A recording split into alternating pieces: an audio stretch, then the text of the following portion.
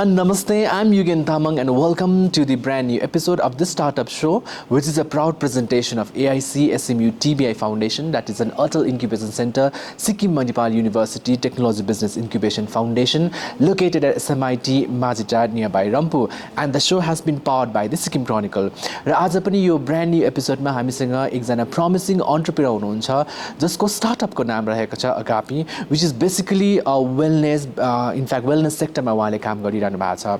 The tiny Himalayan state बाट हुनुहुन्छ the promising young women entrepreneur Rinzing Choden Bhutia, जो the startup Agapi को founder हुनुहुन्छ. So ladies and gentlemen, उहाँसँग आज हामी कुराकानी गर्नेछौँ, उहाँको स्टोरी को बारेमा जानेछौँ र कहीँ न कहीँ गएर उहाँकोबाट हामी इन्स्पिरेसन को मन्त्र पनि लिनेछौँ. So presenting to you Rinzing Choden Bhutia, the founder of the brand Agapi.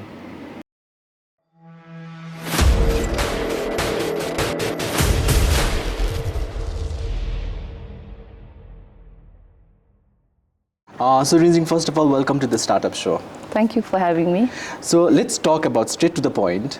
Your brand name is Agapi, and then it's basically into the wellness sector. You have been giving up a lot of skincare products in the market so far. Yeah. So let's talk about the brand, about the ideation process. How did you start, and what really inspired you to come up with this product?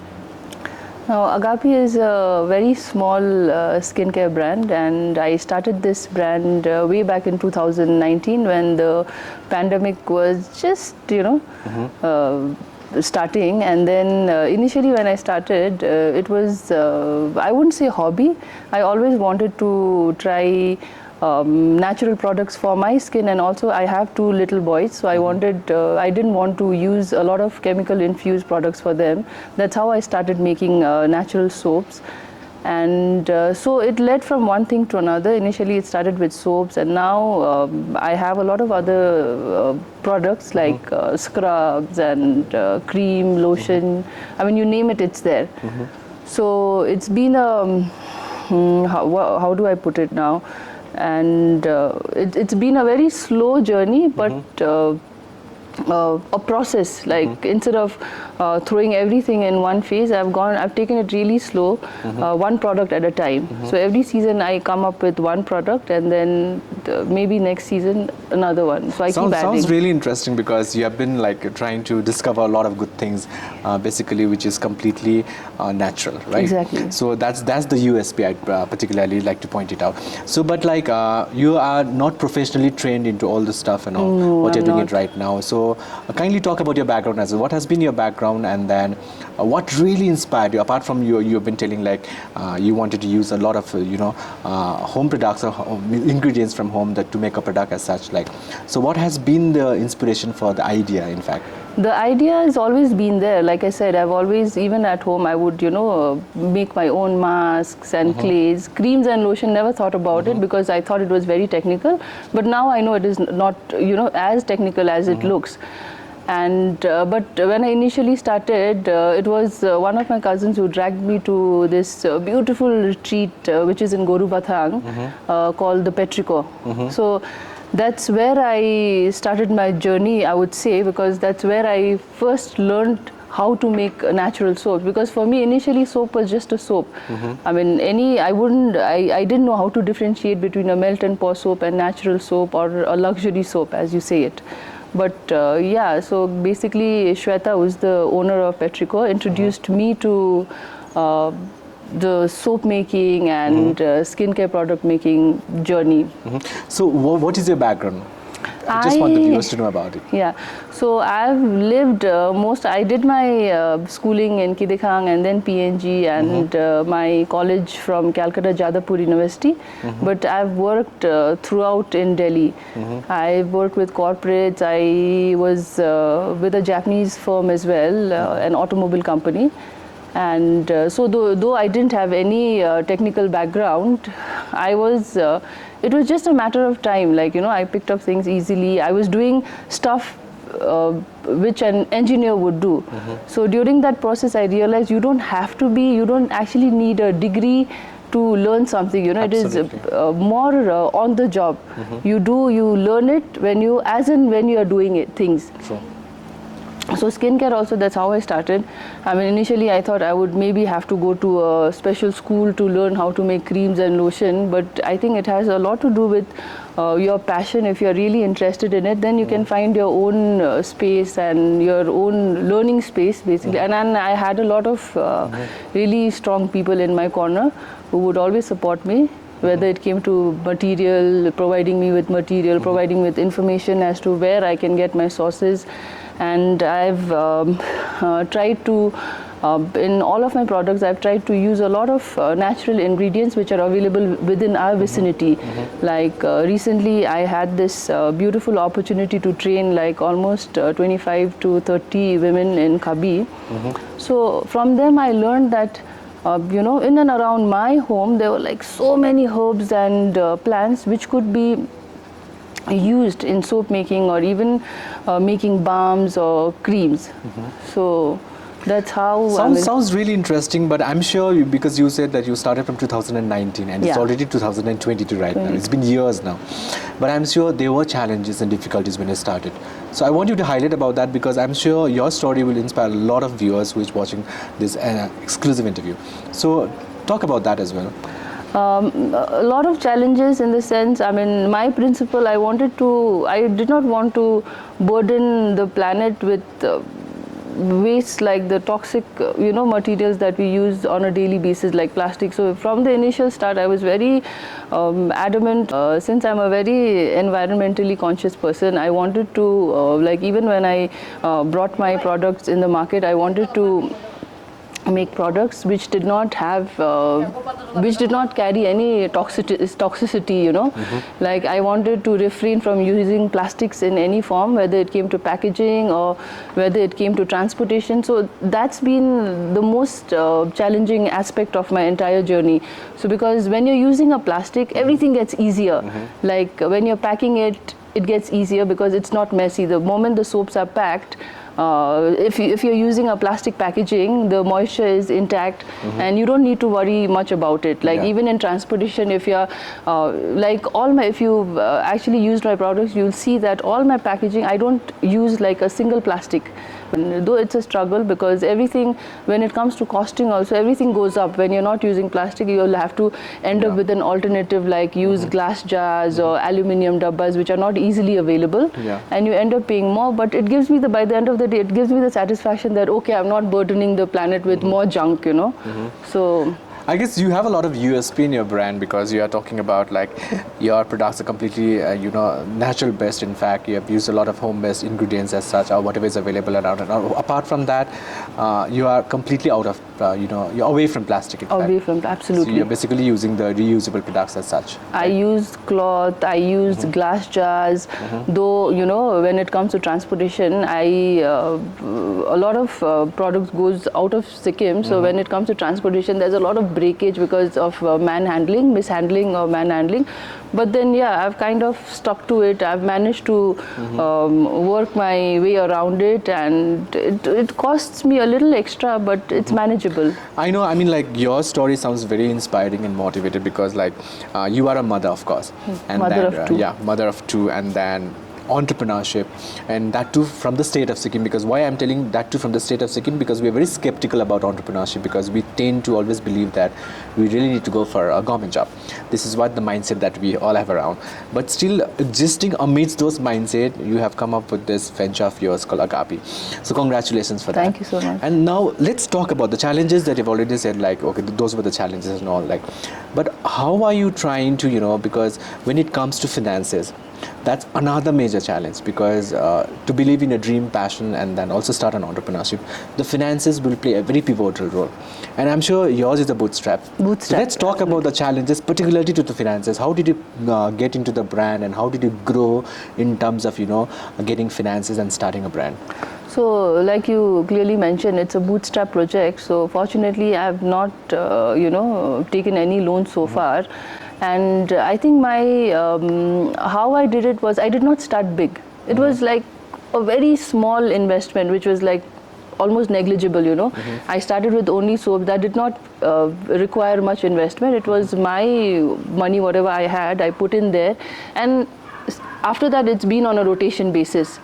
But of course, when it comes to, there's been a lot of challenge in the sense that I didn't know how to, balance the accounting part of it. Yeah. For us, initially, when we start, since it's a homegrown business, I didn't even know that I had to have a current account, So it was like a process. As in when I started, like over the years, I've learned. Fortunately, I've had like I said, really strong people in my corner, my friends who are already like really strong entrepreneurs. They told me that, okay, you should have a current account, and that's how all the money goes. And SMIT, of course. With SMIT, I think I've learned more in these last 3 months than I've learned since the beginning of the my business. I'm glad that you learned about the accounting, because for an entrepreneur, financial hygiene is very, very important. Very important. Yeah, for the scaling up, that you really need to have your accounts clear. So I'm glad that you have learned it and that you're really going out with that. So now let's talk about, since we're in the finances, it's a bootstrap, you put up your own money to start up your homegrown business, and now Agapi is coming in the public space as a brand now. Yeah. A lot of people that have been looking around, are meeting around, they know the brand Agapi. And then now, if you are really looking forward to really scale up, you need a lot of investment in the brand itself, in the company. So are you really looking for one? Are you looking for investors or anyone to invest in a brand or a company? In any business, I think unless you grow, like in terms of finances also, if you're not growing, I mean, in terms of marketing, I grow, people know me well and great. But if you're not growing in your bank account, then it's a failed business, right? So of course, in future, I would be open to investors looking into it, and I'm sure I can cater to some of the big brands like you have now a lot of natural skincare brands who take manufacturers. Are you trying to reach out to them as well? I haven't tried, but I'm sure SMIT will help me with that. That's something which the AIC has to really look into it right now. So anyway, so you're looking for investors in the future, and then you want your company to grow, or the brand to go and be in the market. But when we talk about the market right now, since I already said like a lot of people know about your brand Agapi, and the kind of the skincare products that you put in the market is completely good. So how are you reaching out to your customers? Like, how do you reach out to the customers so far? I have, the customers reach out to me, and I have my Instagram page, and most of the inquiries come on my page. I have my website, agapisikkim.com. So I have a lot of inquiries on my website as well, and I keep it at various stores, or like I have it in Loafing Around Cafe. Yeah, I have it in Loafing Around. I have it in Solpon and also Hidden Land Bakes. So it just flies off the shelf, and outside Sikkim, I have tied up with various e-commerce sites. I have recently tied up with e-commerce platform called the Pahari Dukan. It's run by a fantastic, I think, brother duo, and they're doing a good job in promoting. And then a lot of inquiries from Mumbai. So if you talk about, since you're already into branding and marketing, and you have been telling you have a lot of people reaching out to you in terms of purchasing the product of yours.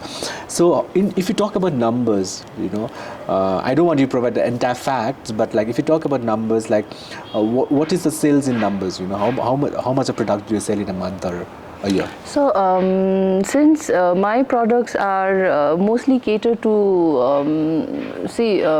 keeping in mind the kind of the skin texture we have, like generally up in the hills we have like really dry skin, so most of my products are oil and butter based. So during winters, I've in the last 2-3 years I've seen the sale automatically going up, summers it comes down. So I've kind of now, since I'm in the business and I kind of think I've started thinking like a business woman. Yeah. So during winters, I have like a fixed set of products like the face and body butter, the facial oils, which are good for dry skin. And for summers, I'm coming up with hydrosols, which goes with the season. You know, hydrosols, face mists, hand creams. I know this question, the other question that I'm putting up, might not be appropriate because I would really want to ask this question to men as well. But still, in the conversation, like as I've been mentioning, like you are a mother of two, an entrepreneur right now. So how are you balancing it? Has it been a challenge for you, or like you have been fantastically doing good? I've been doing good. Yeah. Because like I mean, again, reiterating the fact that I have like really strong support system. My family, husband, friends. I mean, it takes a village to, you know, raise a child. So I've had a good support system, and I wouldn't say it's been a difficult journey. It's been a very easy journey, a good learning experience, and I want to take it, you know, further and open more opportunities and employment, generate more employment for people around as well. So it is not just about my growth, but I'm also looking at generating employment for people around. That was my main question again, coming to the point of employment. So do you have direct employment as such so far? I don't have many because see, whenever I make a product, I make it in really small, what do you call it, small quantity, yeah. So most of the products are made by me, but I have, of course, I have helps who, I have people who help me with packaging, and there are a few things that I cannot, you know, put my head and my hands everywhere, so I have people for that. And recently, like I'd mentioned earlier, I had the opportunity to train like 28 women in Krabi, and I'm so like happy and thrilled to announce that they've now started with their own production, you know. So they have come up with their own company. Soon they will be selling soaps, and I mean, they again starting with soaps like how I started. So for me, that has been like the biggest achievement. There are 11 self-employed women who are already producing soaps, and very soon their products will be in the market. Maybe their products will be better than mine, you know, and I'll be like absolutely thrilled, and I'm always there for them. So sounds really good. But like as a brand, as an entrepreneur, where do you see yourself in the next 5 years now? I know nobody can be that futuristic and nobody can say about it, but still, like, as a question, I really want to ask, like, where do you see yourself in the next 5 years as a owner of the brand Agapi, or as an entrepreneur? Where do you see yourself? I mean, owner of the brand Agapi, I'll always be. I mean, there is no question of, you know, taking a U-turn or that going anywhere. But as an entrepreneur, of course, like I said, it's been like the last 3 months, I've learned more being with SMIT or being associated with SMIT. I've had the opportunity to meet like already established entrepreneurs, learning the trick from them, you know. So be a better entrepreneur, learn. I mean, the journey is never ending, you know. Never ending, of course. Yeah. So talking about the learnings, this would be my at least second last question for you about the learnings. Since you have been incubated at the AIC SMU TBI, which is located at SMIT. So how has AIC helped you, or what has been the learning so far? Learning has been amazing. I didn't know that there was anything called the financial hygiene. Had never heard the term, had never practiced. So that has been like an eye-opener for me. And then the mentors are fantastic. They're always there. The staff is so amazing. You can always approach them.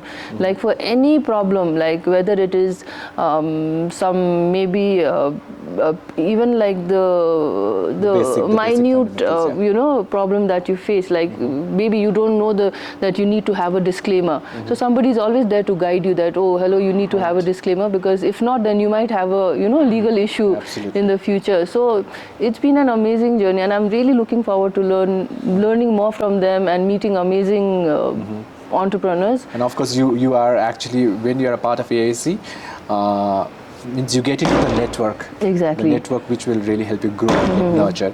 This is the last question for you. what would be your message now? Because I'm sure a lot of viewers will be watching this interview, and I'm sure a lot of we want to see a lot of women entrepreneurs in the state of Sikkim, aspiring entrepreneurs in the state of Sikkim. Since you come from a different background, then you somehow came up with your own brand called Agapi, and it's doing fantastically good job. And I hope that this interview will reach out to the good investors. Thank you. For a good investment.